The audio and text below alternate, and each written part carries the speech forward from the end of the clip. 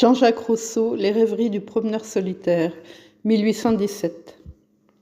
Troisième promenade. Je deviens vieux en apprenant toujours. Solon répétait souvent ce vers dans sa vieillesse. Il a un sens dans lequel je pourrais le dire aussi dans la mienne.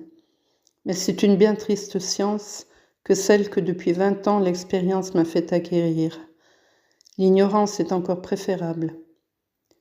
L'adversité, sans doute, est un grand maître, mais il fait payer cher ses leçons, et souvent le profit qu'on en retire ne vaut pas le prix qu'elles ont coûté. D'ailleurs, avant qu'on ait obtenu tout cet acquis, par des leçons si tardives, l'à propos d'en user se passe. La jeunesse est le temps d'étudier la sagesse, la vieillesse est le temps de la pratiquer. L'expérience instruit toujours, je l'avoue, mais elle ne profite que pour l'espace qu'on a devant soi. Est-il temps, au moment qu'il faut mourir, d'apprendre comment on aurait dû vivre? Et que me servent des lumières si tard et si douloureusement acquises sur ma destinée et sur les passions d'autrui dont elle est l'œuvre?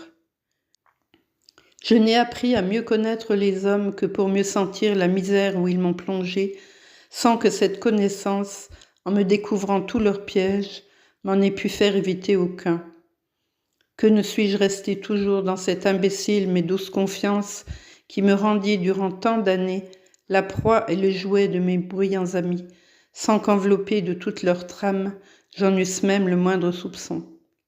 J'étais leur dupe et leur victime, il est vrai, mais je me croyais aimée d'eux, et mon cœur jouissait de l'amitié qu'ils m'avaient inspirée, en leur en attribuant autant pour moi. Ces douces illusions sont détruites. La triste vérité que le temps et la raison m'ont dévoilée en me faisant sentir mon malheur m'a fait voir qu'il était sans remède et qu'il ne me restait qu'à m'y résigner. Ainsi, toutes les expériences de mon âge sont pour moi dans mon état sans utilité présente et sans profit pour l'avenir. Nous entrons en lice à notre naissance, nous en sortons à la mort. Que sert d'apprendre à mieux conduire son char quand on est au bout de la carrière? Il ne reste plus à penser alors que comment on en sortira.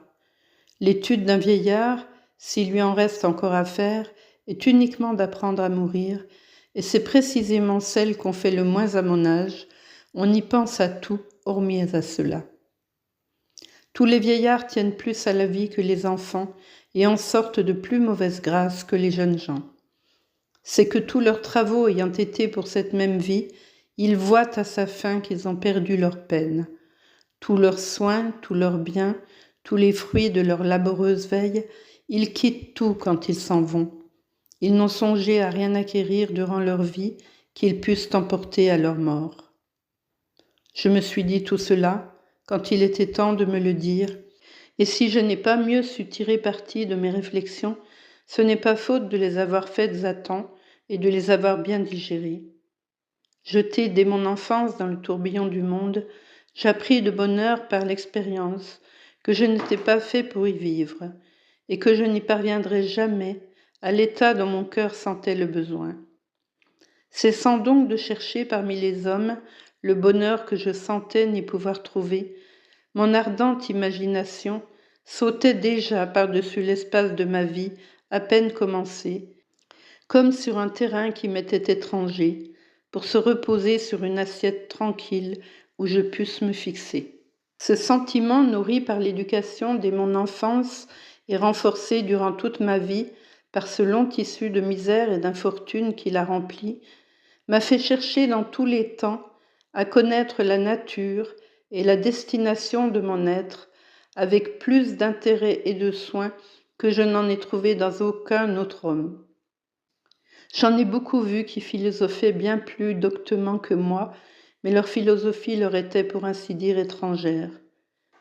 Voulant être plus savants que d'autres, ils étudiaient l'univers pour savoir comment il était arrangé, comme ils auraient étudié quelques machines qu'ils auraient aperçues, par pure curiosité. Ils étudiaient la nature humaine pour en pouvoir parler savamment, mais non pas pour se connaître. Ils travaillaient pour instruire les autres, mais non pas pour s'éclairer en dedans. Plusieurs d'entre eux ne voulaient que faire un livre, n'importe quel, pourvu qu'il fût accueilli. Quand le leur était fait et publié, son contenu ne les intéressait plus, en aucune sorte, si ce n'est pour le faire adopter aux autres et pour le défendre au cas qu'il fût attaqué, mais du reste, sans en rien tirer pour leur propre usage, sans s'embarrasser même que ce contenu fût faux ou vrai, pourvu qu'il ne fût pas réfuté. Pour moi, quand j'ai désiré d'apprendre, c'était pour savoir moi-même et non pas pour enseigner. J'ai toujours cru qu'avant d'instruire les autres, il fallait commencer par savoir assez pour soi, et de toutes les études que j'ai tâché de faire en ma vie au milieu des hommes, il n'y en a guère que je n'eusse faite, également seule dans une île déserte, où j'aurais été confinée pour le reste de mes jours. Ce qu'on doit faire dépend beaucoup de ce qu'on doit croire, et dans tout ce qui ne tient pas aux premiers besoins de la nature, nos opinions sont la règle de nos actions. Dans ce principe, qui fut toujours le mien, j'ai cherché souvent et longtemps pour diriger l'emploi de ma vie, à connaître sa véritable fin, et je me suis bientôt consolée de mon peu d'aptitude à me conduire habilement dans ce monde, en sentant qu'il n'y fallait pas chercher cette fin. Née dans une famille où régnaient les mœurs et la piété, élevée ensuite avec douceur chez un ministre plein de sagesse et de religion, j'avais reçu dès ma plus tendre enfance des principes, des maximes, d'autres diraient des préjugés, qui ne m'ont jamais tout à fait abandonnée. Enfant encore et livré à moi-même, alléché par des caresses, séduit par la vanité, leurré par l'espérance, forcé par la nécessité, je me fis catholique. Mais je demeurai toujours chrétien, et bientôt gagné par l'habitude, mon cœur s'attacha sincèrement à ma nouvelle religion. Les instructions, les exemples de Madame de Warens m'affermirent dans cet attachement. La solitude champêtre où j'ai passé la fleur de ma jeunesse, l'étude des bons livres à laquelle je me livrai tout entier, renforcèrent auprès d'elle mes dispositions naturelles aux sentiments affectueux et me rendirent dévot presque à la manière de Fénelon. La méditation dans la retraite, l'étude de la nature, la contemplation de l'univers forcent un solitaire à s'élancer incessamment vers l'auteur des choses et à chercher avec une douce inquiétude la fin de tout ce qu'il voit et la cause de tout ce qu'il sent. Lorsque ma destinée me rejeta dans le torrent du monde, je n'y retrouvai plus rien qui pût flatter un moment mon cœur. Le regret de mes doux loisirs me suivit partout et jeta l'indifférence et le dégoût sur tout ce qui pouvait se trouver à ma portée, propre à mener à la fortune et aux honneurs. Incertain dans mes inquiets désirs, j'espérais peu, j'obtins moins, et je sentis dans des lueurs même de prospérité que quand j'aurais obtenu tout ce que je croyais chercher, je n'y aurais point trouvé ce bonheur dont mon cœur était avide, sans en savoir démêler l'objet. Ainsi tout contribuait à détacher mes affections de ce monde, même avant les malheurs qui devaient m'y rendre tout à fait étranger. Je parvins jusqu'à l'âge de 40 ans, flottant entre l'indigence et la fortune, entre la sagesse et l'égarement, plein de vices, d'habitudes, sans aucun mauvais penchant dans le cœur, vivant au hasard, sans principe, bien décidé par ma raison, et distrait sur mes devoirs sans les mépriser, mais souvent sans les bien connaître. Dès ma jeunesse, j'avais fixé cette époque de 40 ans comme le terme de mes efforts pour parvenir et celui de mes prétentions en tout genre. Bien résolu, dès cet âge atteint, et dans quelque situation que je fusse, de ne plus me débattre pour en sortir, et de passer le reste de mes jours à vivre au jour la journée, sans plus m'occuper de l'avenir. Le moment venu, j'exécutai ce projet sans peine, et quoiqu'alors ma fortune semblât vouloir prendre une assiette plus fixe. J'y renonçai non seulement sans regret, mais avec un plaisir véritable. En me délivrant de tous ces leurres, de toutes ces vaines espérances, je me livrai pleinement à l'incurie et au repos d'esprit, qui fit toujours mon goût le plus dominant et mon penchant le plus durable. Je quittais le monde et ses pompes, je renonçais à toute parure, plus d'épée, plus de montre, plus de bas blancs, de dorures, de coiffures, une perruque toute simple, un bon gros habit de drap, et mieux que tout cela, je déracinais de mon cœur les cupidités et les convoitises qui donnent du prix à tout ce que je quittais. Je renonçais à la place que j'occupais alors, pour laquelle je n'étais nullement propre, et je me mis à copier de la musique à tant la page, occupation pour laquelle j'avais eu toujours un goût décidé. Je ne bornais pas ma réforme aux choses extérieures. Je sentis que celle-là même en exigeait une autre plus pénible sans doute, mais plus nécessaire dans les opinions, et résolu de n'en pas faire à deux fois, j'entrepris de soumettre mon intérieur à un examen sévère qui le régla pour le reste de ma vie, tel que je voulais le trouver à ma mort.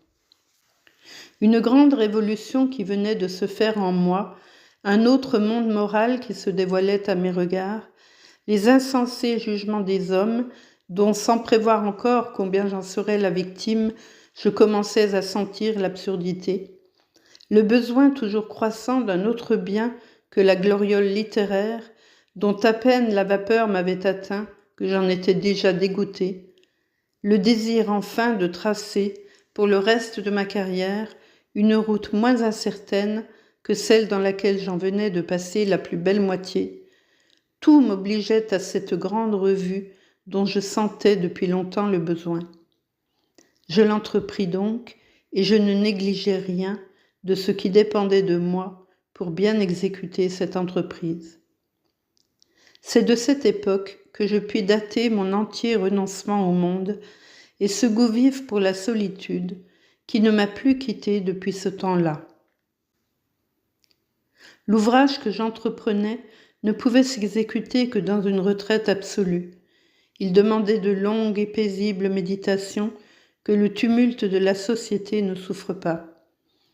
Cela me força de prendre pour un temps une autre manière de vivre, dont ensuite je me trouvai si bien que ne l'ayant interrompue depuis lors que par force et pour peu d'instants, je l'ai reprise de tout mon cœur et m'y suis bornée sans peine aussitôt que je l'ai pu.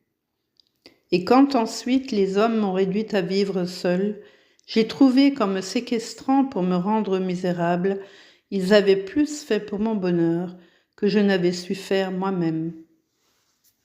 Je me livrai au travail que j'avais entrepris avec un zèle proportionné et à l'importance de la chose et aux besoins que je sentais en avoir. Je vivais alors avec des philosophes modernes qui ne ressemblaient guère aux anciens. Au lieu de lever mes doutes et de fixer mes irrésolutions, ils avaient ébranlé toutes les certitudes que je croyais avoir sur les points qui m'importaient le plus de connaître. Car, ardent missionnaire d'athéisme et très impérieux dogmatique, il n'endurait point sans colère que sur quelque point que ce pût être, on n'osa penser autrement qu'eux. Je m'étais défendu souvent assez faiblement, par haine pour la dispute et par peu de talent pour la soutenir. Mais jamais je n'adoptais leur désolante doctrine, et cette résistance à des hommes aussi intolérants, qui d'ailleurs avaient leur vue, ne fut pas une des moindres causes qui attisèrent leur animosité. Ils ne m'avaient pas persuadé, mais ils m'avaient inquiété. Leurs arguments m'avaient ébranlé sans m'avoir jamais convaincu. Je n'y trouvais point de bonne réponse, mais je sentais qu'il y en devait avoir. Je m'accusais moins d'erreur que d'ineptie, et mon cœur leur répondait mieux que ma raison. Je me dis enfin, me laisserai-je éternellement balloter par les sophismes des mieux-disants, dont je ne suis pas même sûre que les opinions qu'ils prêchent et qu'ils ont tant d'ardeur à faire adopter aux autres soient bien les leurs à eux-mêmes? Leurs passions qui gouvernent leur doctrine, leurs intérêts de faire croire ceci ou cela, rendent impossible à pénétrer ce qu'ils croient eux-mêmes. Peut-on chercher de la bonne foi dans des chefs de parti? Leur philosophie est pour les autres, il m'en faudrait une pour moi. Cherchons-la de toutes mes forces, tandis qu'il est temps encore, afin d'avoir une règle fixe de conduite, pour le reste de mes jours. Me voilà dans la maturité de l'âge, dans toute la force de l'entendement. Déjà je touche au déclin. Si j'attends encore, je n'aurai plus dans ma délibération tardive l'usage de toutes mes forces. Mes facultés intellectuelles auront déjà perdu de leur activité. Je ferai moins bien ce que je puis faire aujourd'hui de mon mieux possible. Saisissons ce moment favorable. Il est l'époque de ma réforme externe et matérielle, qu'il soit aussi celle de ma réforme intellectuelle et morale. Fixons une bonne fois mes opinions, mes principes, et soyons pour le reste de ma vie ce que j'aurais trouvé devoir être après y avoir bien pensé. J'exécutais ce projet lentement et à diverses reprises, mais avec tout l'effort et toute l'attention dont j'étais capable.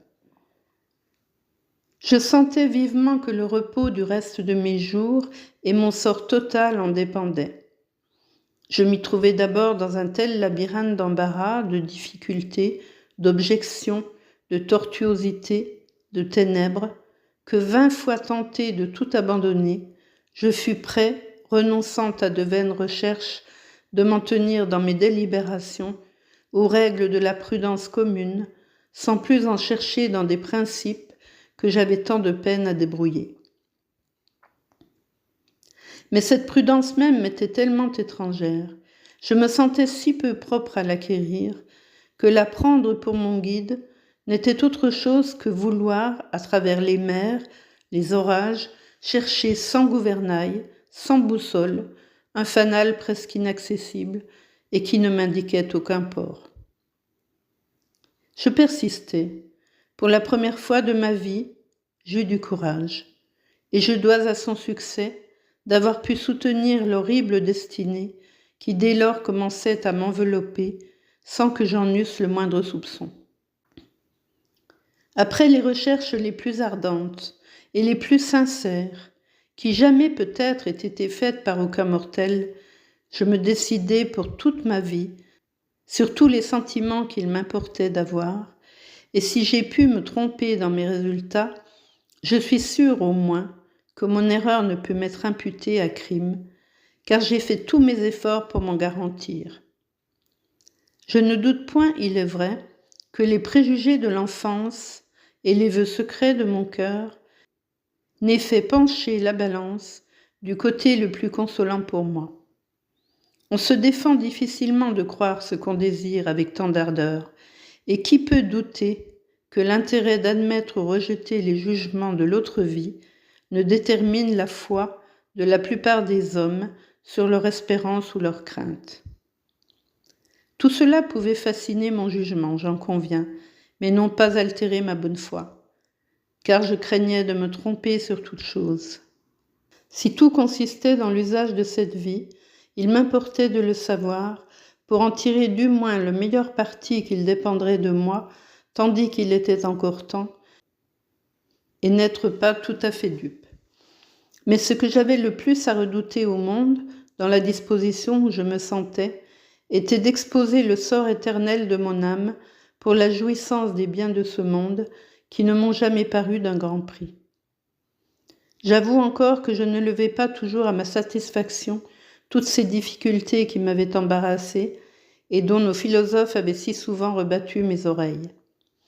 Mais résolu de me décider enfin sur des matières où l'intelligence humaine a si peu de prise, et trouvant de toutes parts des mystères impénétrables et des objections insolubles, j'adoptai dans chaque question le sentiment qui me parut le mieux établi directement, le plus croyable en lui-même, sans m'arrêter aux objections que je ne pouvais résoudre, mais qui se rétorquaient par d'autres objections non moins fortes dans le système opposé.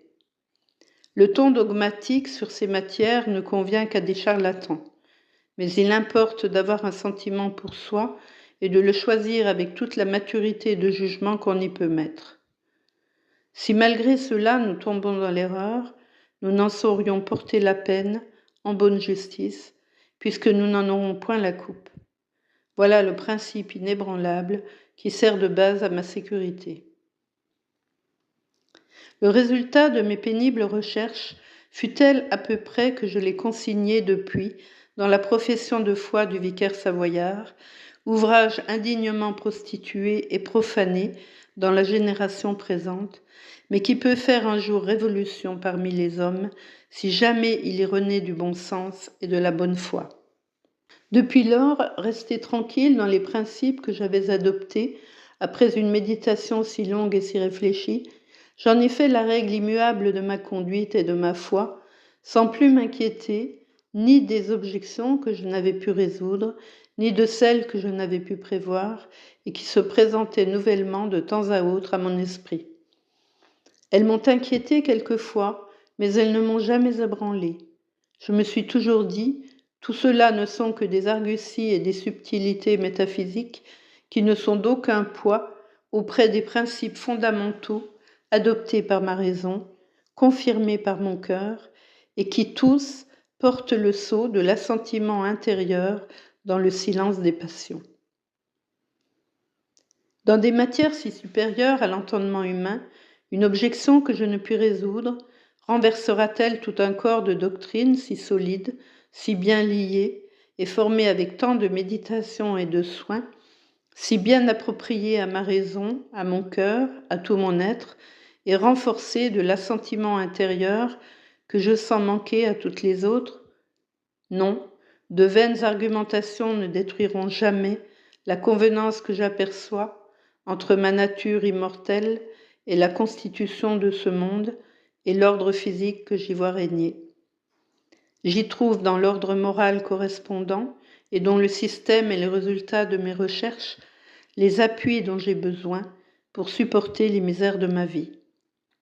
Dans tout autre système, je vivrais sans ressources et je mourrais sans espoir. Je serais la plus malheureuse des créatures. Tenons-nous-en donc à celui qui seul suffit pour me rendre heureux en dépit de la fortune et des hommes. Cette délibération et la conclusion que j'en tirai ne semble-t-elle pas avoir été dictée par le ciel même pour me préparer à la destinée qui m'attendait et me mettre en état de la soutenir? Que serais-je devenue? Que deviendrais-je encore dans les angoisses affreuses qui m'attendaient et dans l'incroyable situation où je suis réduit pour le reste de ma vie, si, resté sans asile où je pusse échapper à mes implacables persécuteurs, sans dédommagement des opprobres qu'ils me font essuyer en ce monde, et sans espoir d'obtenir jamais la justice qui m'était due, je m'étais vu livré tout entier au plus horrible sort qu'ait éprouvé sur la terre aucun mortel. Tandis que, tranquille dans mon innocence, je n'imaginais qu'estime et bienveillance pour moi parmi les hommes. Tandis que mon cœur ouvert et confiant s'épanchait avec des amis et des frères, les traîtres m'enlaçaient en silence de raies forgées au fond des enfers. Surpris par les plus imprévus de tous les malheurs et les plus terribles pour une âme fière, traîné dans la fange sans jamais savoir par qui ni pourquoi, plongé dans un abîme d'ignominie, enveloppé d'horribles ténèbres à travers lesquelles je n'apercevais que de sinistres objets, à la première surprise je fus terrassé, et jamais je ne serais revenu de l'abattement où me jeta ce genre imprévu de malheur, si je ne m'étais ménagé d'avance des forces pour me relever dans mes chutes. Ce ne fut qu'après des années d'agitation que, reprenant enfin mes esprits et commençant de rentrer en moi-même, je sentis le prix des ressources que je m'étais ménagées pour l'adversité.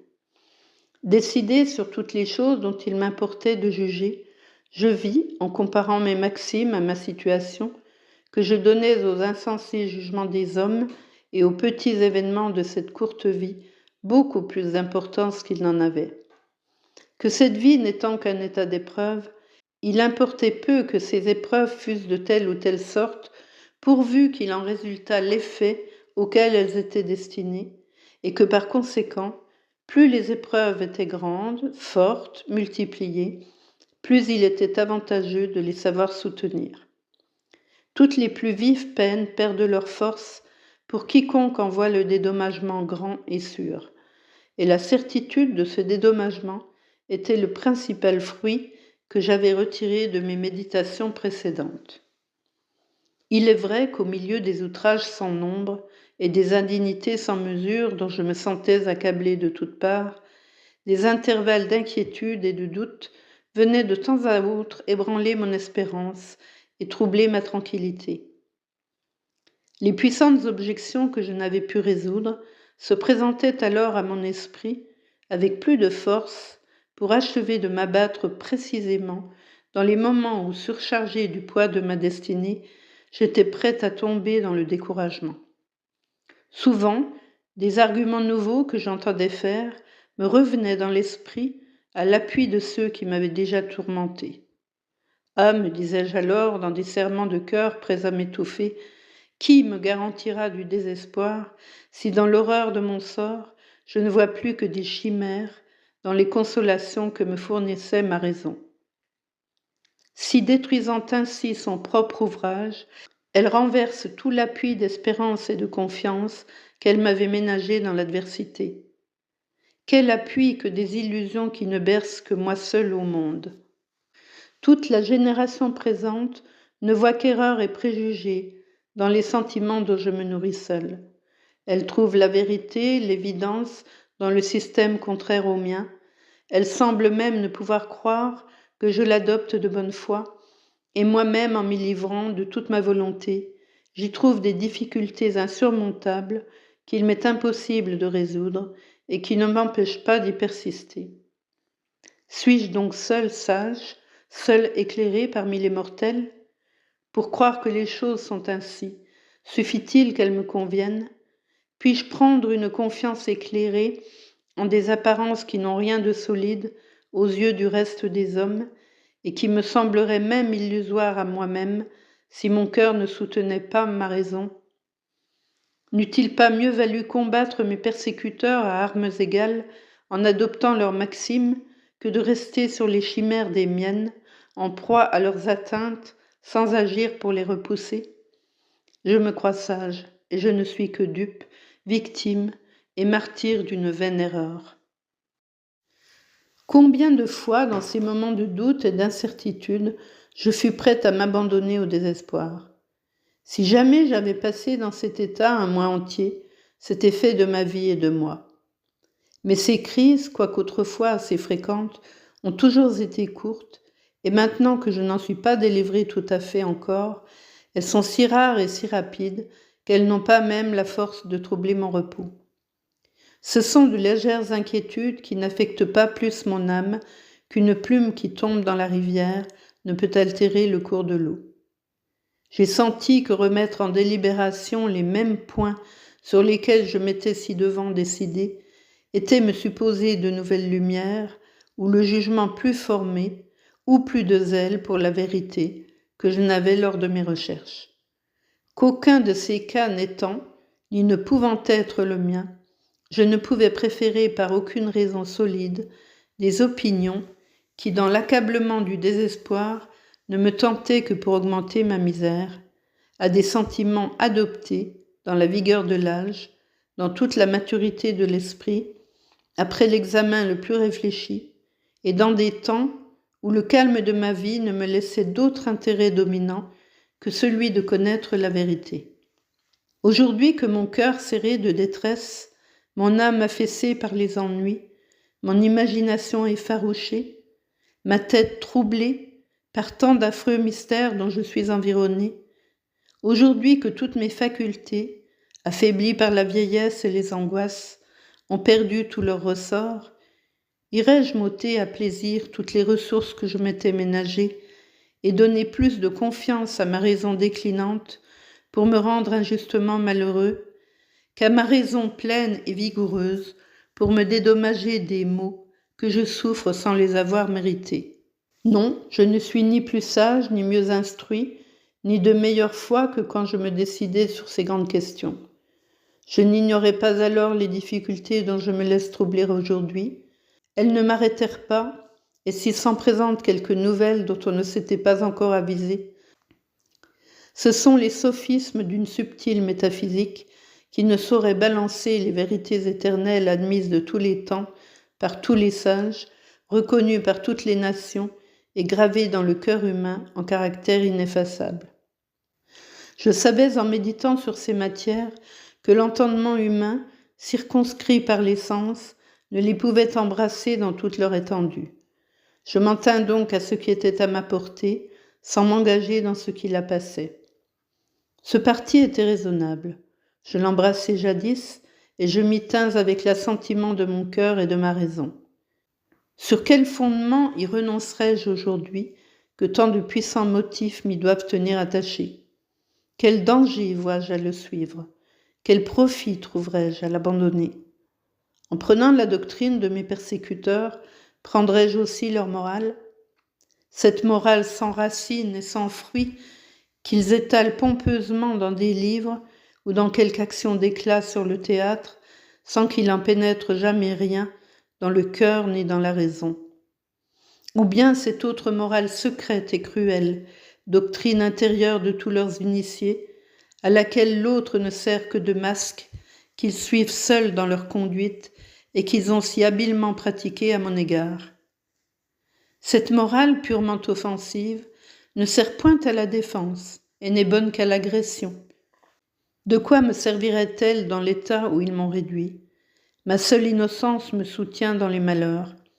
Et combien me rendrais-je plus malheureuse encore si, m'ôtant cette unique mais puissante ressource, j'y substituais la méchanceté? Les atteindrais-je dans l'art de nuire?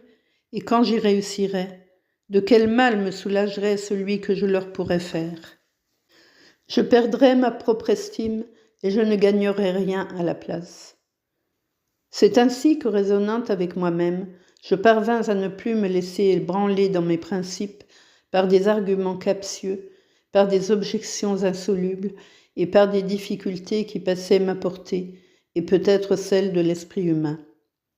Le mien, restant dans la plus solide assiette que j'avais pu lui donner, s'accoutuma si bien à s'y reposer à l'abri de ma conscience qu'aucune doctrine étrangère, ancienne ou nouvelle, ne peut plus l'émouvoir, ni troubler un instant mon repos. Tombé dans la langueur et l'apesantissement d'esprit, j'ai oublié jusqu'aux raisonnements sur lesquels je fondais ma croyance et mes maximes, mais je n'oublierai jamais les conclusions que j'en ai tirées avec l'approbation de ma conscience et de ma raison, et je m'y tiens désormais. Que tous les philosophes viennent ergoter contre, ils perdront leur temps et leur peine, je me tiens pour le reste de ma vie en toutes choses au parti que j'ai pris quand j'étais plus en état de bien choisir.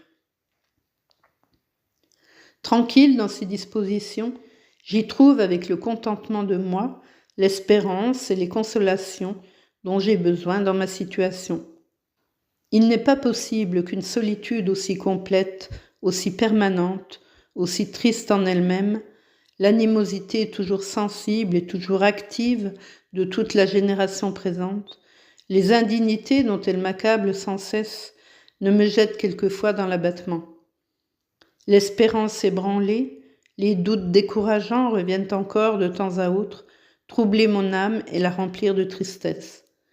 C'est alors qu'incapable des opérations de l'esprit nécessaires pour me rassurer moi-même, j'ai besoin de me rappeler mes anciennes résolutions.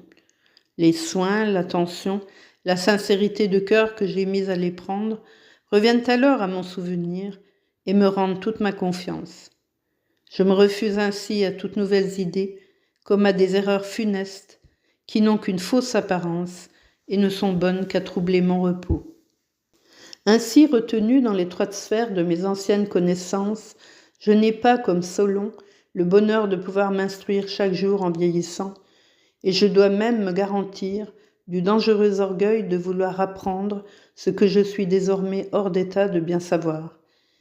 Mais s'il me reste peu d'acquisitions à espérer du côté des lumières utiles, il m'en reste de bien importantes à faire du côté des vertus nécessaires à mon état. C'est là qu'il serait temps d'enrichir et d'orner mon âme d'un acquis qu'elle put emporter avec elle, lorsque délivrée de ce corps qui l'offusque et l'aveugle, et voyant la vérité sans voile, elle apercevra la misère de toutes ces connaissances dont nos faux savants sont si vains. Elle gémira des moments perdus en cette vie à les vouloir acquérir. Mais la patience, la douceur, la résignation, l'intégrité, la justice impartiale sont un bien qu'on emporte avec soi et dont on peut s'enrichir sans cesse, sans craindre que la mort même nous en fasse perdre le prix. C'est à cette unique et utile étude que je consacre le reste de ma vieillesse. Heureux si par mes progrès sur moi-même, j'apprends à sortir de la vie, non meilleur, car cela n'est pas possible, mais plus vertueux que je n'y suis entré.